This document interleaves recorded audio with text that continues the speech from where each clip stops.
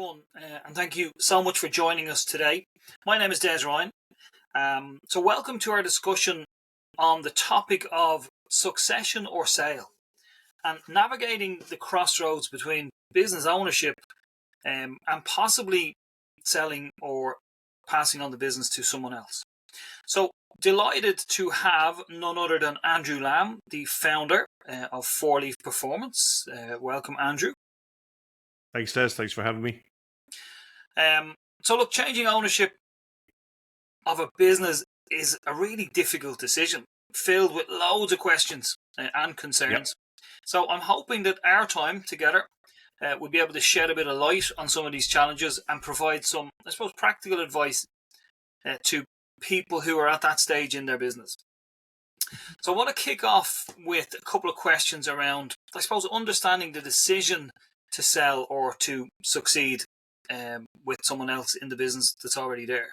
So tell me, what are the key indicators that suggest to a business owner that it might be time actually for the business owner to consider selling their business? I think good questions, Des. I mean, timing is really in the eyes of the beholder. Looking at multiple factors, right? So let me go back to a fundamental element that we always talk about. There's only two options in business at the end: sell or close. Those are the only two options you've got. And as you said, passing down to somebody, I actually always advise my clients that you should always sell the business. I mean, that's where 80 to 90% of people's wealth is tied up in their business owners. So why would you be giving that to somebody free of charge? That's your nest egg. That's your retirement. So at the end of the day, when we have conversations with people that want to move on, there are only two options: sell or close. And, at what time do you want to do that? So, thankfully, a lot of us are healthier than we've ever been before. Our longevity is there, right? So obviously longevity is one of those questions, right? How long are you going to be in the business? How much energy do you still have for the business? Are you getting tired? I mean, I'm talking to numerous companies right now. We're doing acquisitions, and the business owners are tired. Even in their late 50s, they're tired of the business. Yeah. So where are you? Where are you individually in the business? Are you getting tired with it? Can you continue to grow the business? Is the business plateauing? Those are all indicators that you've got to look at. Does somebody else need to take the reins and drive it forward? Are you getting tired and exhausted? What's the market telling you? What is the market? Are you on an uptrend? Are you on a plateau? Are you in a downtrend? Do you have the energy? So at the end of the day, you've got to decide for you whether it's right, whether you want to sell. And I think that also gets into one of the other things that we all know as small business owners, especially in the UK and Ireland, is that, people's identity is their business. In small communities, they're known as the business owner of XYZ, right? Their name or their father's name or their grandfather's name's above the shop, right? So, I mean, a lot of people are like, that's my legacy, that's my name, I don't want to let it go. But I go back to, you've got two choices, right? And we can get pretty direct on this. Do you walk out to your business, or did they carry you out feet first? What's your decision? But I think you kind of honed in on a really important piece for me. Actually, it's the energy and the passion for your business. Do you still have it? And you're right. There's 40-year-old and 50-year-old business owners who just no longer have that passion that they had for it, and it just becomes more of a hindrance than something that they used to absolutely love. Yeah. Because they started in a business that they loved for a specific reason, and that business hopefully has grown, and now they're having to worry about, HR and finance, and they were a sales guy, right? They were a product guy before, a person lady, right? But they didn't want to be doing all the other things, and they're now having to do all of that, and they've lost their passion for the business. So again, that's a conversation we have a lot with a lot of business owners. Is you don't just pack up one day and it's closed, right? When you're selling it, it's a transition period. So what part of that transition does that allow you as the former business owner to continue in and on for a period of time? So by the way, selling your business doesn't mean you exit the business. In a lot of instances, we actually want the business owner that had it before to stay on for a while, True. right? And Yeah, yeah. enjoy the things that they were really, really good at. So it's and you're just bringing extra people in to help you. So following on from that then, like, are there any kind of market trends or economic conditions which are really going to influence the decision? Yes. And I would say these are different because I'm based here in the US, and we do follow the stuff out in Europe as well. But there's different market conditions that change the environment, right? Is it a buyer's market? Is it a seller's market? In the US right now, it's a buyer's market. There's a tremendous amount of wealth transferring hands because of the baby boomer, right? The largest generation, the largest population with wealth ever created in the United States. And they're all retiring at a massive clip right now. So there's a massive transfer of money going on right now. And that is driving a lot of businesses being available on the market today. There's 2.5 million businesses for sale today in the United States. Wow. I think there's over 200,000 available for sale in the UK and Ireland today at any one time. Yeah. So there's a large market. So the other thing we've got to look at as well, right now that we're in this downturn of the economies and things like that, interest rates are pretty high. Going into business and buying a business with the current rates right now is a bit of a risk, right? That's why you've got to make sure you do your due diligence. So it might not be the best time right now, but whenever is the best time. I mean, sometimes we don't know when our number's called, right? So it's got to be around you. It's got to be around what your family needs. It's got to be what your business needs. There's never a perfect time ever. Even with planning and the planning that you and I do with businesses all the time, there's no such thing as a perfect time. But there's a plan to get to where you need to get to. Once you hit that plan, then you can get in and start making unemotional decisions. So one thing that we've often spoken about on these calls are data and metrics. So are there kind of internal business metrics that owners can monitor to gauge the right timing for a sale or a succession? Yeah. I mean, obviously, you want to be looking at the operational performance of the business, right? So what are your KPIs? What are the numbers of the business, right? So when you're selling a business, one of the couple of biggest numbers you've got to be looking at. EBITDA, right? What's your profit numbers? So you want to be looking at those numbers. Are they growing, right? So that's how you value a business, basically, is EBITDA plus any add backs that you've got in. So you've got to be looking at those numbers. You've got to be looking at your revenue. Is your revenue continuing to go up, right? When people are evaluating businesses, they're not looking at what you did last year. To be perfectly frank, that's pretty irrelevant. What have you done over 3-4 years? Are you continually growing that business? Nobody wants to buy a job. People want to buy businesses that are profitable and working, right? They want to grow that business on. Nobody wants to buy a distressed business. What we want to buy is distressed owners, right? People that want to get out. We want businesses that are profitable, free cash flow. You've got to be looking at what the cash flow looks like. You've got to be looking at what the inventory rates looks like. A really important one that everybody misses is two. Who are your employees? Who is your team? Are they able to run the business for you, right? Do we have the right bench within the business, right? And then second of all, beyond that, who are your customers? Do you have good customers? Are they getting to retirement age? Are your employees or team members getting to retirement age? Because all of that will go as well. So you want to be looking at, are you constantly refreshing your customer base? Are you constantly developing your team so your team can step up and step into new roles? Those are really the big metrics that we're looking at, is your revenue, your profit, your team, and your customers. What are those numbers?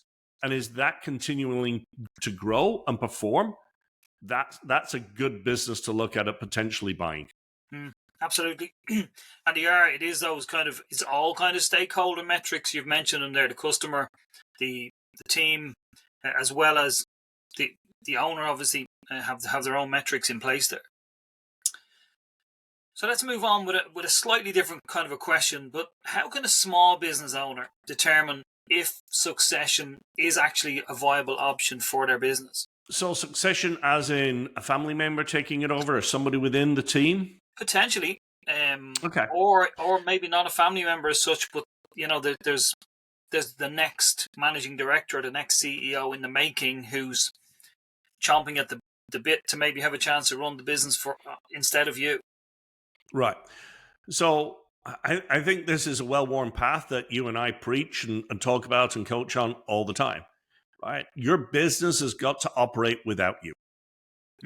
You've got to build your business so that it can operate without you. So if that business cannot operate without you, then you are the bottleneck.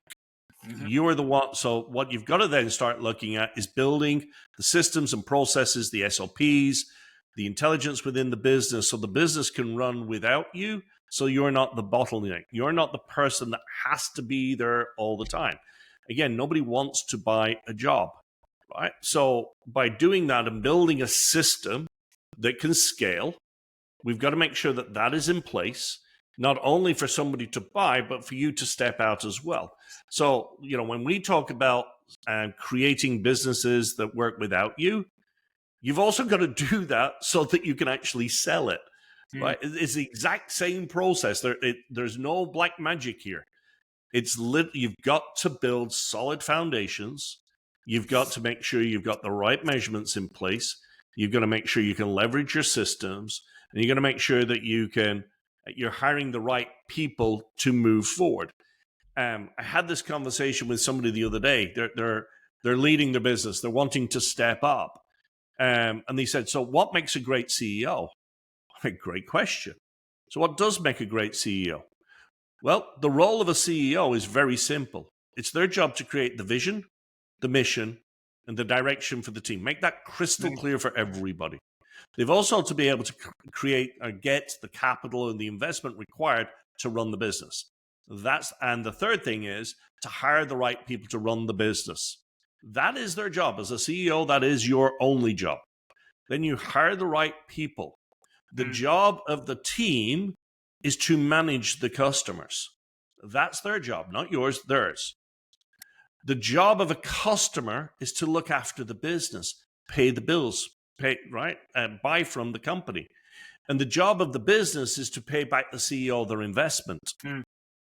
So if we look at that circle, right, CEO, team, customers, business, we have the right people doing the right thing, we've got the systems and processes that are doing that, then that's a great business that's ready for somebody else to step in. And as you say, you describe that as a cycle. So that if you kind of start that off, the CEO, the team, the business, the business then takes care of the CEO.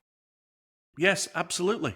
The business absolutely. Owner. And again, it's building systems and processes that can work without you. And again, here's one test that everybody can do. Go away for a week. Leave your phone, leave your laptop in your business. Go away for a week. Go enjoy your family. Go enjoy whatever you want to go and do. Find a new hobby. Do something for a week. And come back and see if the business, 1, is still there, 2, is still operating, and 3, is doing better than when you were there. Right? Yep. Everybody can do this for a week. The world will not stop rotating for a week. Right? Go take a break for a week. And if the business is, if it's still there, your team is still there, and it's continuing to grow, okay, now you're on the right path. Yeah. So with that in mind, and again, something that we talk about quite often is having the right people on the right seats in the right bus. Mm-hmm. And with that in mind, what criteria do you think should be used then to evaluate any potential successor's capabilities and readiness to take over the business?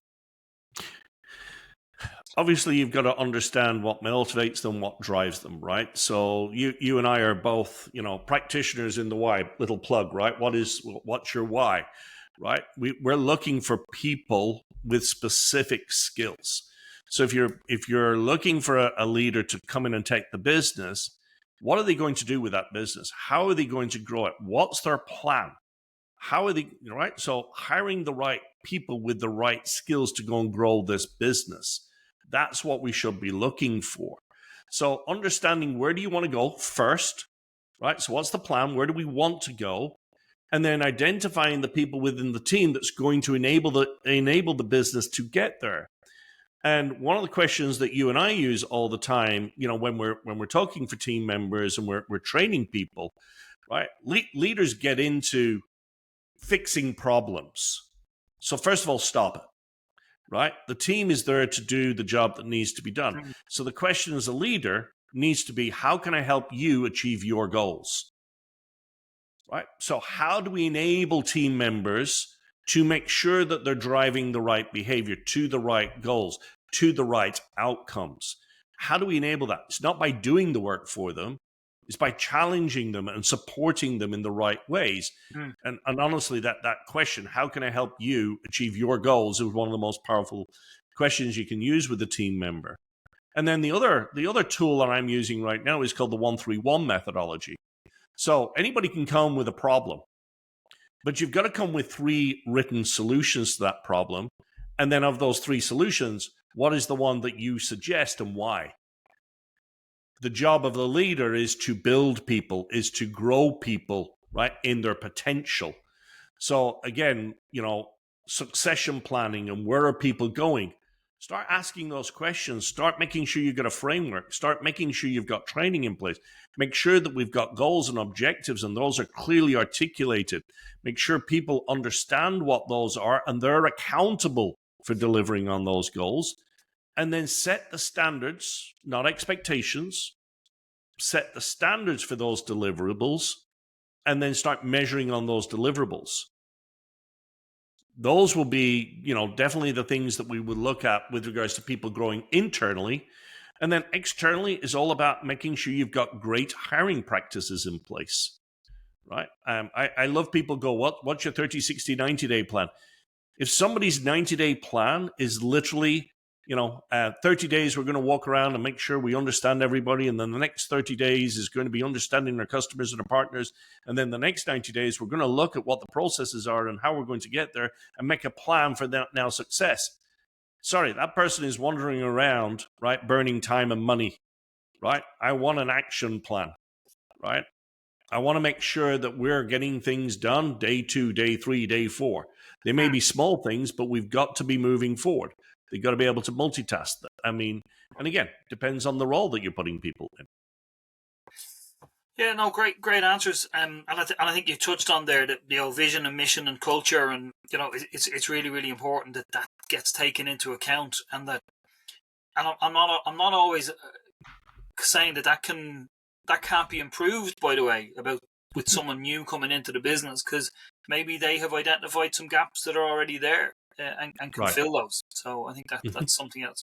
So I just want to move on to, I suppose, preparing for the succession or sale. Okay, and what critical steps do you think a business owner needs to take to prepare their business for a successful sale? Number 1, have a plan. Number 1, have a plan. Right? When are you going to execute and what are the numbers that you've got to achieve to execute? Number 2, make sure your business is ready for sale. Right? Nobody wants to buy, think of this, everybody's bought a home out there. Nobody wants to buy a disheveled house. Nobody wants, drive up to look at a house and the garden's a mess and the front door's hanging off and there's paint peeling off the walls inside.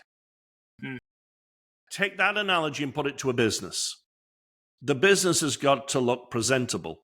It's got to have good numbers. It's got to have solid foundations. It's got to have good customers. It's got to look inviting, right? So we've got to get the business ready for sale. So plan, get the business ready for sale. And then number 3 is your financials. The number 1 thing that we look at, first thing we look at in financial due diligence is the numbers, right? Get your numbers prepared. Talk to your CPA.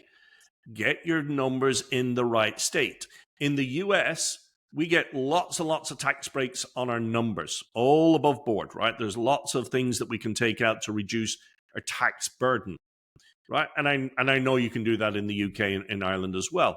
However, when you're getting ready for sale, you want to be showing higher profit. Profit multiplied by a number gives you your sales price. So strategically, you should be thinking about when you're moving from an operating business to selling your business, you want to be showing more profit, not taking all the deductions and all of those things. And then number 4 is get yourself ready. One of the biggest challenges we see with business owners is they have nothing after the business. Their identity is wrapped up in the business. They don't have hobbies. They don't know what they're going to do after the business. So find some hobbies, get something that excites you, join some clubs, do other things, right? Go figure out, go introduce yourself back to your family, right? Business owners running 18 hours a day, 7 days a week, right? You've got to reintroduce yourself back. So what's the plan for you? What's your plan for your family, right? Make sure you've got things ready to go, not just for the first 3 months or 6 months, but what are you going to do for the next 5 years? Yeah, it's interesting you say that, because I had a conversation there a couple of months ago, actually, with a business broker here in Ireland, and that 4th point that you said was actually his main point. He says that is the number one reason why businesses do not sell, is because the business owner isn't in a position. He's not in the right headspace. He or she isn't in the right headspace to actually sell the business and move on to life after business. And he said it was huge. Yeah, and that's one of the things that we do with businesses that are exiting, right? So we always have the plan for the business, we have the plan for the financials, but we also speak a lot to the mindset. What are you going to do? What's the plan, right? And here's what I get. We're going to jump on a cruise and we're going to do a 3-month cruise. And I'm like, fantastic. What are you going to do after that? Well, I don't know. Right? Yeah. Now you're lost again, right? So again, the options maybe stay in the business with the new business owner for 12 months. Yeah. Transition. It doesn't have to be a cutoff, right? By the way, new business owners, the majority of them want you to stay on, because you've literally got to take all the knowledge that's in your head and bring that down to the business anyway. Yeah. That takes time. So, but having a plan for yourselves, absolutely, yeah. I say number 4, but I would agree with you. It's probably number 1, Des. Yeah. I think that whole mindset piece, as you say, retirement or selling a business isn't a 3 or 6 month project. It's kind of like a life changing, permanent change in you as well. So, so I just want to on that point, when I talk to a lot of startups, right, they start having this conversation with me, right? Even with my business, right? We have a plan, right? We have a plan to exit. But when I sit down with new business owners, like, we're going to build this business, I'm great. So when are you going to sell it? And they're like, what? I'm just starting it. No, you need a plan when you're going to exit this business, right? Stephen Covey talks about start with the end in mind. The end in mind, 2 options, sell or close. Those are the 2 options you've got. So when are you going to do it? And hopefully not close, right? Absolutely. So one last question kind of on this subject, and it's around the legal and the financial. I was going to ask you something around due diligence, but I think you covered it off in relation to the financial statements and business plans and talking to your CPAs and getting some legal contracts in place. But just in relation to what type of legal and financial considerations need to be addressed when preparing for either a succession or a sale? There's lots. I mean, is it a stock purchase? Is it an asset purchase? Who's involved in the organization? What's the equipment? I mean, these are all things that we've got it from a legal perspective, right? Mm. I mean, the whole job of legal is to make sure what you're buying is the thing you're buying, and there's no surprises down the road, right? Litigation is a big thing, right? Especially if somebody's they're selling, right? All of a sudden they're people want to make sure that they're covered, right? Or they're not going somewhere else. So legal is a very, very important step that shouldn't be underestimated. And people should spend good money on doing it, because here's the thing: if you scrimp on legal, the ramifications that later may be substantial. So make sure you've got great attorneys working for you, and they're covering and looking after you. So we go into a lot of detail. We spend a lot of time doing the due diligence. It's literally looking under any rock that we need to look under to make sure there's no hidden skeletons in the closet, right? From the financial due diligence, same thing. We want to make sure the numbers are truly representative of what the business is. Because if you want to get a loan, and we haven't touched this, right? But go get a loan from a bank, right? They are going to want to know every single number of that business. They're going to, it's literally going to be a proctology exam, right? They're going to look at every single line item on your books. They're going to look at what your plan is. What is your business plan for the future? How are you going to get there? I know in the UK and Ireland, it's a little harder to get a business loan.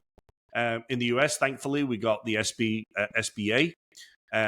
Banks loan the money, but the SBA backs those loans. So you can actually get a loan up to 80% of the value of the business. There's other programs out there. For example, if you're buying a similar business with the same tax code, you can get up to 100%, right? So those are, it's very business friendly in the US, and that's in general, but some other states are more business friendly than others. I'm sure you've heard that in the news. But understanding your numbers, really digging deep into what those numbers are, is critically important. And not just the numbers where they are today. So one of the things that we do is, what's the cash flow analysis? How much money do you need to run that business for the next 6 months as you do transition, right? So making sure that you've got capital available to run the business going forward, right? Because again, the other owner may have had a line of credit that stops, right? Or it may not stop. The bank may be okay to move that forward.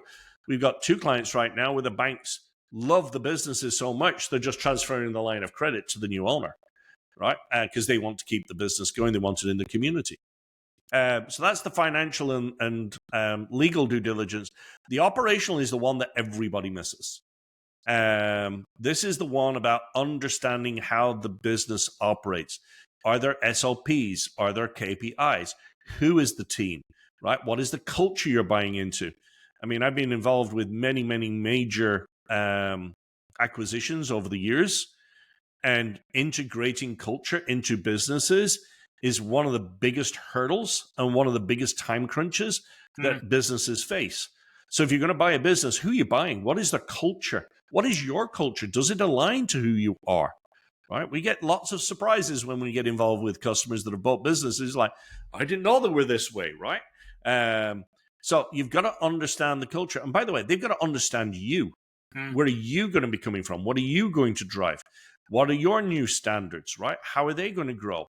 One of the things that people hear, so think of it from an employee point of view. We sell the business to somebody else. What's the first thing that goes into the mind of the team member? I've lost my job. Right? Why my job is going to change? Yeah, my job's going to change, or I lost my job. Here in the States, it's usually I've lost my job, because every time you hear a merger of an acquisition, you also hear we're downsizing. They're cutting 20% of the workforce. They're doing this. They're doing that. So we spend a lot of time working on communication, how to communicate to the team. And by the way, it takes 14 different touch points, not telling them 14 times all in a row, but 14 touch points for them to get comfortable, to understand where this business is going and how is it going to get there. So that takes 14 attempts to actually get that in. So literally, when we're looking at operational due diligence, We got to look at the operation, how it operates, the SOPs. How do we get stuff out to the previous owner's head?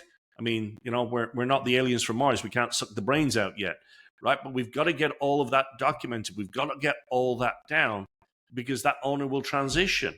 So these are all things that you've got to get ready for.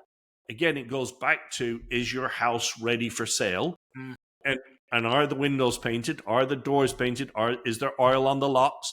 Right? All the minute things that you've got to get done has got to get done for somebody to buy it. So you've mentioned the transition process in your previous kind of answer there, which is really, really important, obviously.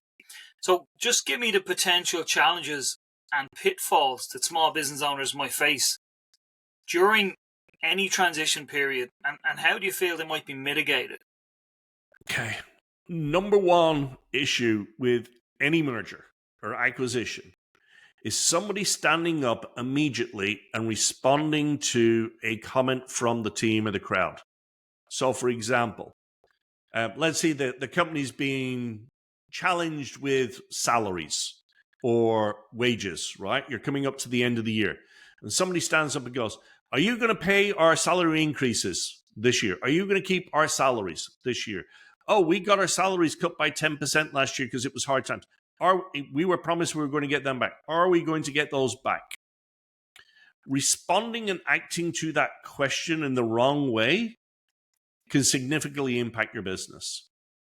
So, for example, right, if you turn around and said, yes, we'll do that, right? But you don't know all the details behind that, that's thousands of dollars that you've just committed to. So having a plan to respond to questions, so talking to the previous business owner, having a conversation with regards to, what's been going on, what are the things I should expect, and having a cohesive plan to have that conversation, right, and address that is absolutely critical. So one of the things I suggest is when we're communicating like that is, you know what, that's a fantastic question. I don't have the answer for that just yet. However, I will commit to coming back to you within 2 weeks when I understand this topic completely. Yeah. So first of all, you've not dismissed it, you've recognized it, and you're giving it time to commit to go back to answer what that question is. So that's one of the pitfalls that we see with business owners is they get in and they start promising stuff without understanding the business. Seek to understand first. Yeah. But it's funny, we talk about that from the very, very early stage of communication, listen to understand, not to respond. Yeah. So I think that would be key, certainly there. And then the other point is to understand your people, right? So one of the things is when you're taking on a company, like say the company's been in existence for 15 years, right? We were talking to one the other week. 15 years of employment, right? Everybody knows everybody in there. But it takes a while for you to understand your new team. We have a shortcut of doing that using Y and DISC to truly understand how to motivate people and how to communicate to people so that it doesn't take you a year to figure out who you've got on your team. We can literally do that in 30 minutes, right? You do that as well, Des, right? I mean, you have workshops that you use all the time to understand who your people are. We give that insight into the new owners, right? So one of the things that we do is by looking at the organization, where does it need to grow? How do we need to get there? Do we have the right people in the right seats on the right bus? And if we don't, this is a great opportunity to kind of shift some things around. Get yourself ready. And as a business owner buying a business, what is your plan? Again, I go back to plan. Plan for the existing business owner, plan for the new business owner. You must have an annual plan. What is your 5-year, 3-year, 2-year, 1-year, 90-day plan? What are you doing? You mentioned your plans there, which are really important. And you've also mentioned the potential resistance to change from some of the employees or the stakeholders. So do you feel that you should have some contingency plans in place just to handle any unexpected issues during this transition period? Yes. And again, I think that's, having some very transparent and open conversations with the previous owner. who's on board, right? So we literally do an analysis of all of the team members on the team. Where are they on the 9-point grid? Are they solid performers? Are they high achievers? Or are they people that they just haven't had the inclination or the energy to move on, right? And we find that all the time. Here's an opportunity to move people on if they're not a fit, right? So yes, you've got to sit down. You've got to have contingency plans, right? Again, this is all pre-planning. Right now, again, sometimes it's a challenge because they won't tell you everything at the very beginning. But again, this gives you, when you're buying a business, you've got that grace period, right? So you can make those hard decisions. Again, you may be bringing in your own team, right? How are you going to integrate that team? How are you going to roll that up? Again, you and I have been through those situations in the past where new teams come in, new ideas, new direction. Okay, how are you going to bring the team on board? An interesting statistic: removing somebody from a company and rehiring is about the same equivalent as an annual salary. So if you're paying somebody $40,000, $50,000 a year, the cost of rehiring somebody is $40,000 to $50,000, right? So be careful with shotgunning. Be very strategic. Be very intentional. Have a plan. And if you're going to bring in specific people, why are you bringing those people in? Because you're going to have to communicate that. And then how are you going to integrate those together so that your business continues to grow? You don't have this slump and then you're fighting, right? What is it? Storming, what is it? Storming, norming, performing. I think I'm missing one in there somewhere, right? But we all go through that. But it's how do you get out of that storming to norming, to get into that norming and performing? How do you quickly get out of that?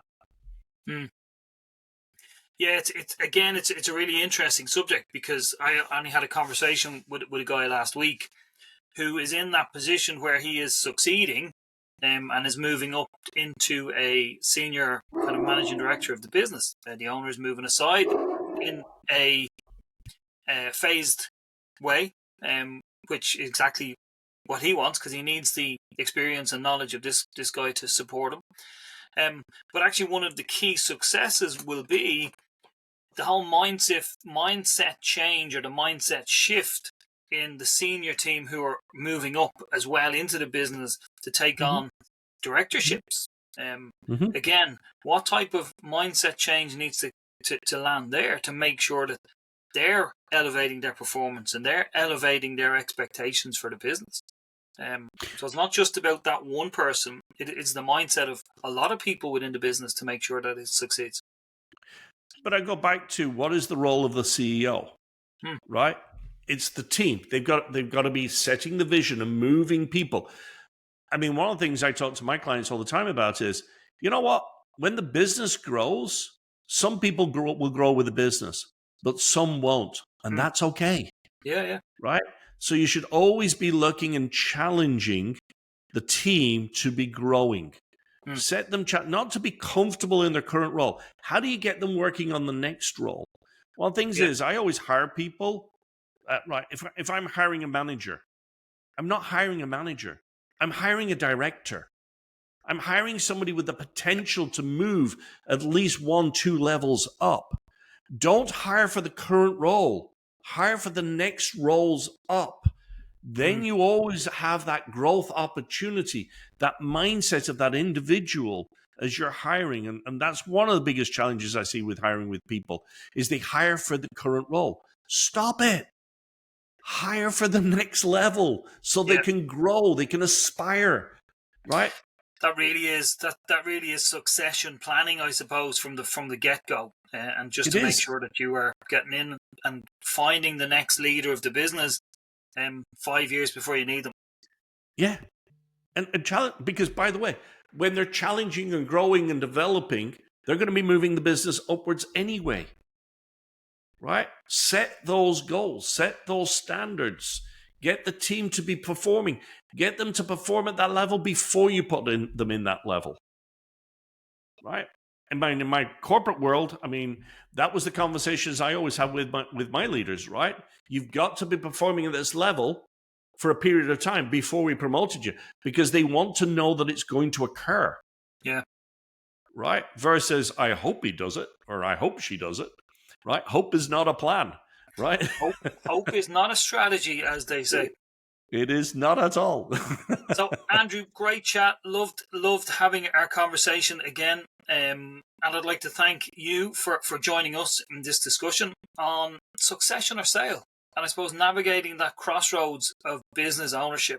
So we've covered a huge amount of ground today, from, I suppose, recognizing the key indicators that might suggest it's time to sell, or to succeed to somebody else, to prepare your business meticulously for a successful transition, and finally to navigating the actual process of handing over the reins to someone within the business or a brand new owner. We really hope this interview has provided you with the knowledge and confidence to make informed decisions about the future of your business. If you have any further questions that you need, please don't hesitate to reach out to Andrew and the team at 4Leaf Performance. Visit the website www.4leafperformance.com. Thanks again for joining us, and we wish you the very best of success in your business. Thank you, Des. Appreciate you.